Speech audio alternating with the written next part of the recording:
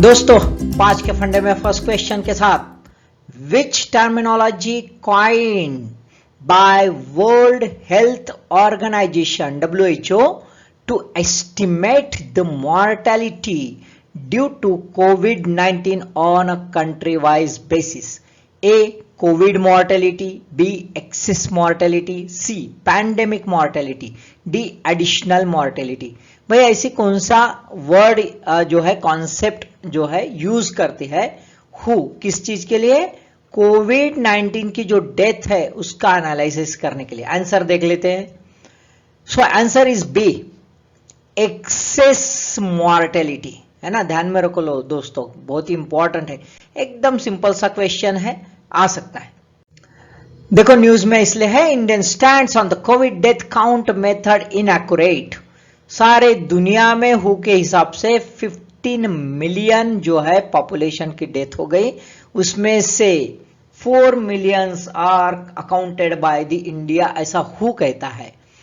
अब भाई इंडिया इसको रिजेक्ट करता है। उसमें इंडिया के रिस्पॉन्स को हु ने अपने आर्टिकल में कहा है कि India is stalling WHO's effort to make global covid death toll public. लेकिन भाई हु के ये जो कैलकुलेशन है, ये मेथोडोलॉजी है, इसके ऊपर न्यूयॉर्क टाइम्स ने भी थोड़ा ऑब्जेक्शन लिया है कि भाई किस ढंग से आप कौन सी मेथोडोलॉजी यूज करते हो एक्सेस डेथ या एक्सेस मॉर्टेलिटी काउंट करने के लिए। अब दो जो है मेजर ऑब्जेक्शन है इसमें। एक है कि हु की मेथोडोलॉजी जो है, it classified the countries into the tyre 1 and tyre 2 countries and use mortality figures from tier 1 countries and use them on a tier 2 countries। तो ये मिक्सअप हो गया भाई, है ना। तो ये कंट्री, हर एक कंट्री का अपना एक डेमोग्राफिक एलिमेंट होता है, उस हिसाब से करना चाहिए। दूसरा, use of a global covariates such as a monthly temperature और मंथली एवरेज डेथ, ये भी जो है ये कंट्री टू कंट्री कुछ सूट नहीं हो सकता। ये दो मेजर ऑब्जेक्शंस रहे हैं। अब एक्सेस डेथ कैसे निकाल जाते हैं, यानी एक्सेस मॉर्टेलिटी। एक्सेस मॉर्टेलिटी ये कोविड के लिए स्पेसिफिकली यूज करते हैं हु, इसी वजह से it's showing the discrepancy in death in the pandemic years. Pandemic years था 2020-21, है ना, in comparison with the pre pandemic, यानी 2019-18 की डेथ और 2020-21 की डेथ, इसका कंपैरिजन किया जाता है और देखा जाता है कि कोविड के वजह से कितनी मॉर्टेलिटी बढ़ गई है। दोस्तों वैसे देखा जाए तो सच में कोविड के बारे में काफी कुछ इश्यूज हो गया। बीच में तो गवर्नमेंट ने बोल दिया हमारे पास डाटा ही नहीं है, बाद में कहीं से तो भी डाटा आया, उसके ऊपर भी एलिगेशंस हो गए। जिस ढंग से हमने देखा है पिछले 2 साल में, तो काफी बुरे दौर से सारी ह्यूमैनिटी गुजर रही थी। Obviously every state must take a moral responsibility, वो बहुत जरूरी है भाई, है ना। ऐसा छुपा छुपा के कोई मतलब नहीं है। और हु ने भी अपना प्रॉपर मेथोडोलॉजी यूज करना चाहिए, है ना। तो ये एक्सेस डेथ या एक्सेस मॉर्टेलिटी ध्यान में रखो। Second question, which organization publish the semi-annual global financial stability report? कौन सा ऑर्गेनाइजेशन है भाई जो साल में 2 बार global financial stability report release करता है? International Monetary Fund IMF, B World Bank WB, C Asian Development Bank ADB and D World Trade Organization WTO। Answer is A. चलो दोस्तों ए है इसका आंसर, IMF इज आंसर। देखो थोड़ा सा briefly देख लेते हैं इस रिपोर्ट के बारे में। ये साल में 2 बार, एक अप्रैल में इसीलिए न्यूज में है और एक अक्टूबर में आती है। It access the stability of global financial market. एक फाइनेंशियल मार्केट जो है ग्लोबल लेवल का, उसकी स्टेबिलिटी को एक्सेस करते हैं, स्टेबिलिटी है या इंस्टेबिलिटी है। और साथ में इमर्जिंग मार्केट फाइनेंसिंग जो है उसकी भी कंडीशन क्या है ये भी एनालाइज करते हैं। It focus on the current condition, फिलहाल क्या है ना, क्या फाइनेंशियल और स्ट्रक्चरल इंबैलेंसेस आगे है, कितनी रिस्क हो सकती है फाइनेंशियल स्टेबिलिटी को, है ना। और इमर्जिंग मार्केट जो है इसकी कंडीशंस क्या है इसका भी एक्सेस करते हैं। एक्चुअली ये जो रिपोर्ट है, ये रिपोर्ट पहले के जो दो रिपोर्ट थे आईएमएफ के, एक annual international capital market report और दूसरा quarterly emerging market financing report, इसको जो है रिप्लेस करके ये रिपोर्ट बनाई गई है। So it's a much more comprehensive report. अब इसमें जो है जितने भी इकोनॉमिक और फाइनेंशियल इम्बैलेंसेस है इसको फोकस करती, इसको हाईलाइट करती है ना। और दूसरा जो है आईएमएफ का दूसरा ऐसा एक रिपोर्ट है, वो भी इस पर फोकस करता है, that is called as the world economic outlook. दोस्तों न्यूज में इसलिए है, the war to test resilience of a global financial system. IMF अपने सेमी एनुअल रिपोर्ट में जो 19 अप्रैल 2022 को रिलीज किया, कहा कि रशियन इन्वेजन ऑन यूक्रेन ये अभी पूरे ग्लोबल मार्केट को डेंजर जोन में डालने की कोशिश हो रही है। अभी हमारी जो स्टेबिलिटी है it is at the risk. पहले ही पैंडेमिक झेल चुके हैं और उसके बाद ये अभी मंजर हम देख रहे हैं, है ना। अभी तो भाई कौन सा कंट्री कैसा अपना इकोनॉमी रिसाइलेंट करता है उसके ऊपर है, सभी कंट्रीज के बुरे हालत चल रही है ना। फिलहाल तो रिपोर्ट ये कहता है कि भाई फिलहाल ऐसा कुछ बड़ा इवेंट तो होते नहीं दिख रहा है, लेकिन दोस्तों जिस ढंग से हमने देखा है बगल में अपने छोटे छोटे देश है, श्रीलंका का कंडीशन है, अभी नेपाल का रिसेंटली हम देख रहे हैं, है ना, जिस बुरे दौर से जा रहे हैं, हम भी हमारा भी जो है कंडीशन अभी कुछ अच्छा नहीं है, काफी बुरे दौर से हम भी गुजर रहे हैं। तो ऑब्वियसली यूक्रेन टर्मोइल जो है, यूक्रेन का जो रशिया यूक्रेन का वार है, वो वर्ल्ड को कौन से कतार पर लेके जाएगा डोंट नो, मालूम नहीं। अभी फिलहाल में जो है रशिया के ऊपर जो सैंक्शंस लगा है उसके वजह से बैंक और नॉन बैंक जो रिस्क है फाइनेंशियल सेक्टर के, वो काफी बढ़ गई है। साथ में पूरा ब्लैक सी ब्लॉक हो गया है, मेडिटेरियन चैनल क्लोज हो गई है और उसी वजह से मार्केट डिसरप्शंस हो रहा है ना। और इसी वजह से मार्केट की लिक्विडिटी जो है, फंडिंग ड्रेन हो रहा है। साथ में साइबर अटैक हो गए और एक्सेलरेशन ऑफ क्रिप्टो एसेट्स, ये जो फैक्टर्स है, this factors are challenging the future. Near future में हमारा क्या होगा मालूम नहीं। ये रिपोर्ट कहते हैं कि भाई फ्यूचर बड़ा खतरनाक रह सकता है।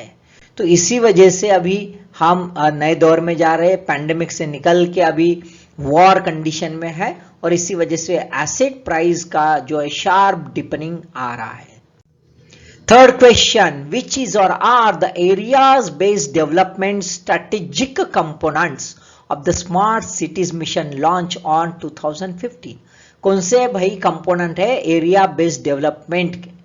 1 retrofitting, 2 relocating, 3 redevelopment and 4 green field development. Answer is C 1, 3 and 4 relocating. ये नहीं है, लॉजिकली वैसा ही समझता है ना। Retrofitting, redevelopment and green field development, these are the components.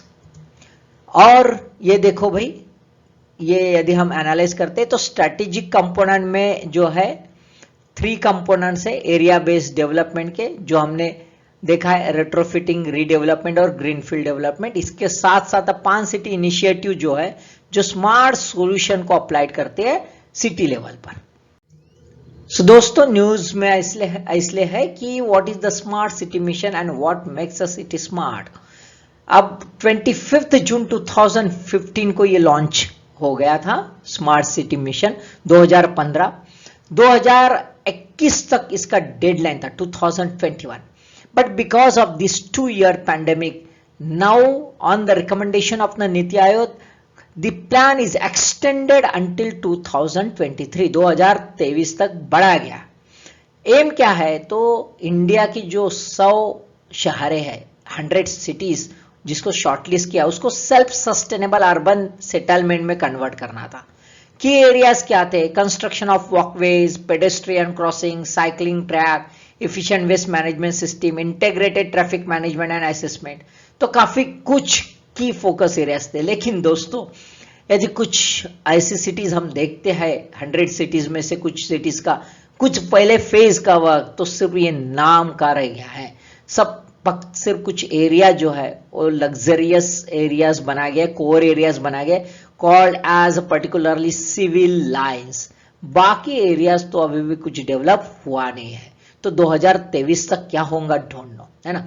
इसमें साथ में ये स्कीम जो है अलग अलग इंडाइसेस को भी एनालाइज करता है for the urban development, ease of living index, municipal performance index, city GDP framework, climate smart cities assessment framework, ये भी करते हैं। तो ये थोड़ा देख लेना दोस्तों, पढ़ लेना।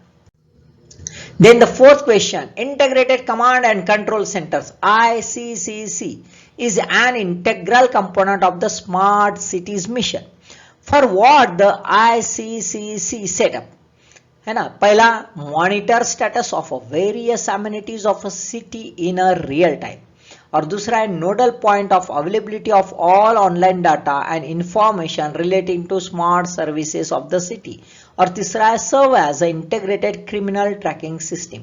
तो 3 ऑप्शंस है भाई कि बहुत सारी जितने भी एमिनिटीज है सिटी की वो रियल टाइम पर मॉनिटर करने के लिए बनाया गया है, ये एक हो सकता है। दूसरा नोडल पॉइंट बनाया गया है कि जिसमें सभी डाटा जो है सर्विसेज के सभी डाटा ऑनलाइन अवेलेबल रहेंगे, यानी ये हब बनाया गया है, ऐसा ये कहना है। या तीसरा क्रिमिनल ट्रैकिंग सिस्टम। देख लेते हैं आंसर। आंसर है भाई B1 and 2 ओनली, 3 नहीं है। लॉजिकली 3 नहीं लगता है ना, लेकिन लॉजिक ना लगाए क्योंकि अभी ICCC जो है वो इंटीग्रेटेड किया जा रहा है क्रिमिनल सिस्टम ट्रैकिंग सिस्टम के साथ, वो इंटीग्रेशन हो रहा है, ये सर्विस खुद नहीं देता, उसके लिए अलग ये है, ठीक है। तो ये देखो दोस्तों कि other role of ICC during the covid as a war room के तहत भी ये यूज किया गया है। अभी फिलहाल में ICC जो है ये लिंक किया गया है CCTNS, है ना, ये crime and criminal tracking network and system, ये होम मिनिस्ट्री की है, ये करती है इस performing the integrated criminal tracking system. लेकिन अभी ICC उसको लिंक किया गया है, तो ये भी एक इसका एडिशनल वर्क फ्यूचर में हो जाएगा, but actually it's just giving the assistance to this core system. So what is in an integrated command and control centre? 2 दिन का स्मार्ट सिटी कॉन्फ्रेंस हो गया दोस्तों सूरत में 18-19 अप्रैल 2022 में। Union housing and urban affairs minister जो है हरदीप पुरी सर, इन्होंने कहा है कि भाई फिलहाल में 80 ICC सेंटर्स बन चुके हैं, 20 जो है 15 अगस्त तक हो जाएंगे, झंडा फहराएंगे, ऐसा कहने का है। अभी एक इसके लिए यानी 100 सिटीज है तो ऑब्वियसली 100 ICCC होंगे भाई, एक स्मार्ट सिटी के लिए एक ICC सेंटर। ये सेफ्टी और सर्विलियंस के लिए यूज किया जाएगा, जितना भी म्युनिसिपल कॉर्पोरेशन का एरिया है उसके लिए स्मार्ट सॉल्यूशंस यूज करने के लिए ये 9 सेंटर भी माना जाएगा ऑपरेशन मैनेजमेंट के लिए। और एक प्रोसेस जो है कॉम्प्लेक्स प्रोसेस और लार्ज पुट डाटा जो है एग्रीगेट लेवल पर कलेक्ट करने का भी इसका रोल रहेगा। लास्ट क्वेश्चन दोस्तों, वाक्षीर is the 6th submarine of the P-75 project of the Indian Navy was launched on the 20th April 2022. It comes under which class of submarine of Indian Navy? Indian Navy का कौन सा class का submarine है भैया? अरिहंत है, अकुला है, Charlie 1 है और कालवारी है। Answer is Kalvari, D.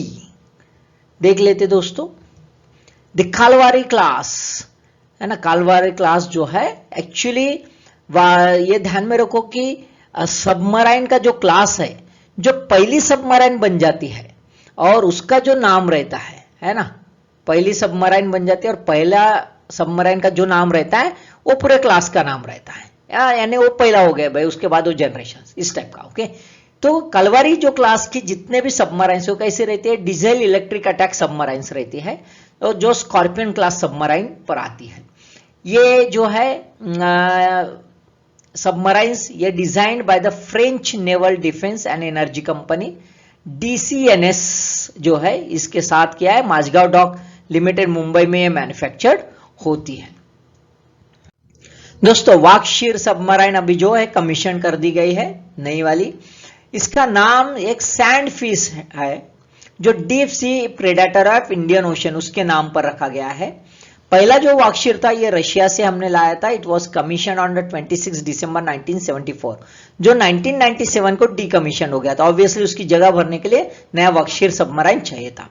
अभी अंडर P-75 प्रोजेक्ट इसमें कौन कौन सा आता है, तो INS कलवारी आता है, INS खंडेरी, INS करंज और INS वेला जो है ये फिलहाल में कमीशन हो गए हैं।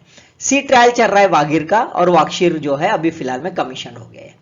ये जो है ये एक्चुअली एडवर्सरी जो है यानी दुश्मन जो होता है उसको रोकने के लिए ये काफी कारगर है। ऑफेंसिव ऑपरेशंस भी ये करता है, डिफेंसिव के साथ ये ऑफेंसिव ऑपरेशंस भी करता है। इसके साथ साथ इसमें कौन कौन से रहते हैं, anti surface warfare, anti submarine warfare, intelligence gathering, mine laying और एरिया सर्वेलेंस, यानी काफी मल्टी फैसेटेड इसका वर्क है, डिफेंसिव और ऑफेंसिव ऐसे दोनों। खास बात है कि ये छुपी रुस्तम भी है भाई, ये सबमराइन काफी छुपी रुस्तम है, having a superior stealth features, यानी ऑक्यूस्टिक भी, एब्जॉर्प्शन टेक्निक भी इसमें, लो रेडिएटेड नॉइज लेवल भी है, हाइड्रोडायनामिकली ऑप्टिमाइज शेप भी है इसका।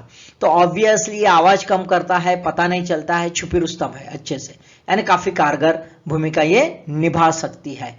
बहुत सारे प्रिसिशन गाइडेड वेपन्स इसके ऊपर लोडेड कर दिए गए हैं, और anti torpedo counter measure system भी इसमें लगाई गई है। तो 5 क्वेश्चन समझ लो दोस्तों, बढ़िया सा पढ़ाई करो। All the best.